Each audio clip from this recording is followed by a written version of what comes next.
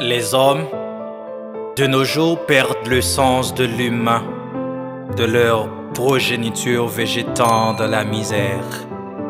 Ils n'en ont cure, voire de leurs congénères. On dirait qu'une satanique main les empêche de venir en aide à autrui, de le soulager du fardeau de la vie. Alors que la plupart baignent dans un luxe qui révolte de l'âme le flux, ils attendent leur mort pour leur offrir des agapes, des funérailles princières, à seule fin de faire parler d'eux, ô misère, ou pardonner leur négligence, vain repentir. C'est de leur vivant qu'ils nécessitaient, de votre aide charitable et non pas après, de l'existence la retraite anticipée au cours de leur voyage dernier. Tous ces colifichets, ces superflus infâmes ne les ramèneront pas à la vie, qu'ils chérissaient de toute leur âme, de leur corps, toute l'énergie. Il s'avère urgent de s'interroger sur la survie de l'âme après la mort, aux spéculations infâmes qui nous mettent la tête à l'envers.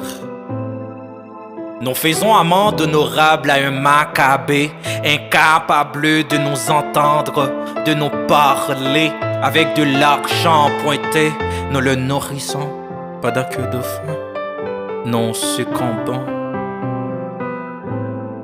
Les non-vivants, pensent-ils aux vivants? Se sacrifient-ils pour nous autant que nous nous saignons à 4 veines, pour eux qui se prélassent sous cette terre de haine? N'est-il pas temps de reprendre du poil de la bête, de laisser les morts au fond de leur urne avec leurs compagnons de fortune et de chercher à améliorer notre sort à tue-tête, hein? Pourquoi? Pourquoi ces dépenses onéreuses ne menent à rien de positif, sinon à la plus abjecte anxiété? Pourquoi ces pertes de ressources non désirées pour un cérémonial vain? Nous avons déjà du mal à partir avec les vivants. Pourquoi nous encombrer, nous assujettir avec l'âme des non-vivants?